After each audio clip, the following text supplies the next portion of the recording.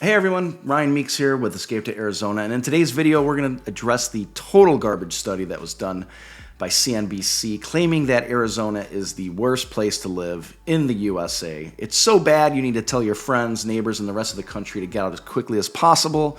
Don't ever come here, never look back. So CNBC says, and I quote, Arizona offers stunning natural beauty and top-notch cultural and recreational attractions, but that comes at a stiff price in America's worst state to live in, end quote. On CNBC's website, it says, once again, quote, the worst places to live in America may be worth avoiding due to problems like rampant crime, economic instability, poor education, and poor public health systems, end quote. Now, this is actually the second consecutive victory for the state, as we also won this distinction in 2021 and now again in 2022. And what's interesting about this headline that is devastating Arizonian egos and Facebook groups far and wide is that it was actually part of a broader business study by CNBC. And it looks like they started this study back in 2007 and they've continued through 2022, quoting the website here. NBC scored all 50 states on 88 metrics and 10 broad categories of competitiveness. Each one is weighted based on how frequently the state uses them as a selling point in economic development marketing materials. That way, our study ranks the states based on the attributes they use to sell themselves. So let me read that again.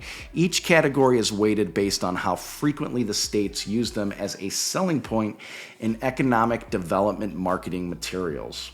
So the goods that your state sells is a weighted factor in this outcome by CNBC. As long as there's a pamphlet selling it, it's a good weight for CNBC. Now let's get back to the fact that this was a broader business study done by CNBC. It's included 10 different categories, including workforce, infrastructure, cost of doing business, economy, technology and innovation, business friendliness, life, health, and inclusion, which was called just quality of life before 2019, by the way, access to capital, cost of living, and education. Now, at the end, I'm going to share where Arizona is ranked in these other categories, which I feel is just as important when deciding where you're going to live. So there are 10 categories, and in order to come up with the worst state to live in, they pluck their numbers from their life, health, and inclusion category. If you look at the overall number in the business category, which ranks takes all of these 10 different groups, categorizes them, and gives you a number. Arizona has consistently ranked 34 out of 50 since this study started back in 2007.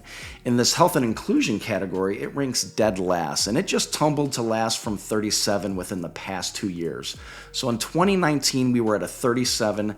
Pandemic hit. 2020, they didn't do the study, and then 2021, down the drain, dropping 13 states. Now I'm trying to dissect what this life, health, and inclusion study is, and it looks like I was able to find a definition from 2019, which says, quote, one way to attract qualified workers is to offer them a great place to live. We score the states on livability, including several factors such as crime rate, the quality of health care, level of health insurance coverage, and the overall health of the population. We measure inclusiveness by looking at a statewide anti-discrimination protections, as well as the ability of local jurisdictions to set their own standards. We evaluate local attractions, parks, and recreation, as well as environmental quality. So somehow, despite this ranking, Arizona in 2021 showed to be the third fastest growing populace in the United States. And other more legit studies, such as Chief Executive Magazine's list of best states for business, shows that Arizona rose 6 spots from 2021, placing in the top 4 best states for business in 2022. In April of 2022, Arizona grabbed the number 1 ranking for economic performance over the last 10 years and the number 3 ranking for economic outlook. I can go on and on, but it's getting pretty boring. So I guess everyone's just moving to Arizona because their friends and their family that live here, which, by the way, chances are they escaped another state, just hate living here and have zero opportunity. It's so miserable here that buyers have driven up real estate values over 100% in the past 4 years. It's so terrible here that once COVID hit and everyone could work remote, they called me and said, hey, Ryan, I can escape California or Washington or Illinois. I want to live in Arizona. Can you help? Now, one fun fact I can attest is that everyone, and I mean everyone I have that has been a client that has moved here has loved it. Now, if they just moved here and are living through the summer first, I wouldn't ask their opinion yet because, yeah, summer sucks. Now that I'm done ranting, let's take a look at this life, health, and inclusion more carefully. Let's discuss crime. Now, crime is everywhere, and it depends on where you live in your particular metro area. I can tell you that crime is not bad here. There's nowhere I've been in Phoenix where I'm fearful for my life, and I can tell you I just got back from Chicago last month, and let's say driving through the south side and the west sides from Midway Airport to Skokie, it was not a comfortable drive. Yes, occasionally things happen in whatever town you're living in, but it's not on a consistent basis here like you see on other states. I'm not going to mention those states because you know which ones I'm talking about. You know, the ones where people call me to escape because a homeless person's crapping on their doorstep. Well, I guess that's not a crime, is it? Or smacking them in the face with a blunt object for the hell of it. Or ones where members of our government are getting carjacked in broad daylight. Now do your research on wherever you want to move to determine if crime will play a factor in where you're moving. Quality of healthcare in Arizona. Now, it's no secret AZ doesn't have the best healthcare system in terms of what mainstream health organizations tout.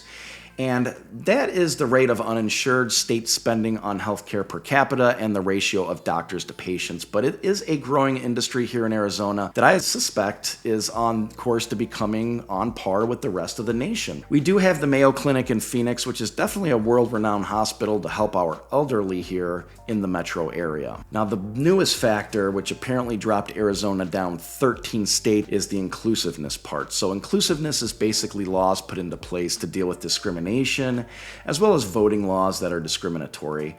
And as of late, those discriminated against have been within the LGBTQ community. I said that right. If you go to hrc.org, that stands for Human Rights Campaign, you can view the State Equality Index, and they've scored Arizona as having a high priority to achieve basic equity.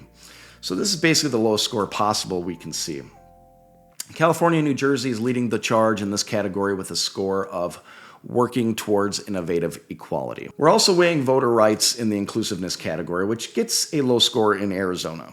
So currently, Arizona law requires voters to produce documentary proof of citizenship to register to vote in state elections. However, a new law is in the works with HB 2492, and this expands it to presidential elections as well. So presidential elections, which will require proof of citizenship to be eligible to vote in person or by mail. Now, this could kick up to 192,000 votes out of the system, and people argue the effects of this affects communities of color. As you can see, this does not help Arizona in its quest to become the best state. Now, the only other negative this also takes into account is air quality. There's no doubt a low quality of air here in Arizona, especially in the Phoenix metro area.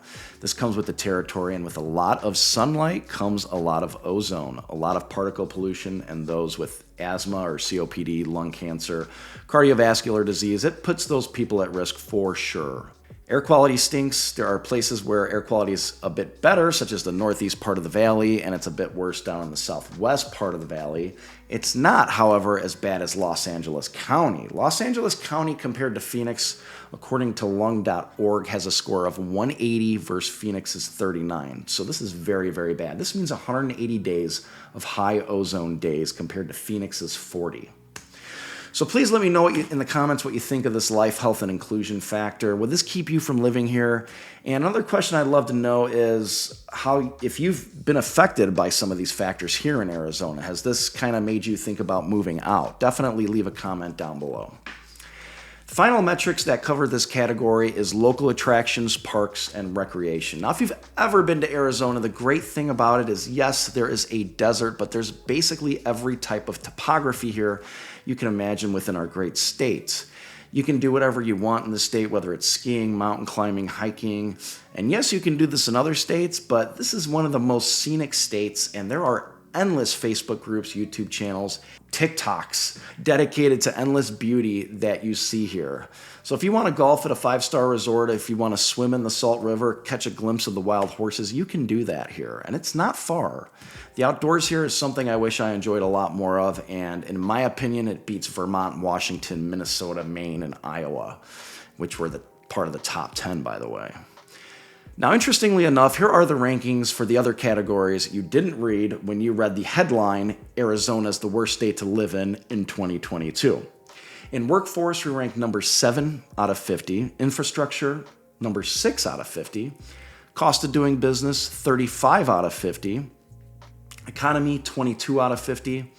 Here's the one that they based it on, life, health, and inclusion. which we've covered. We're 50th of 50.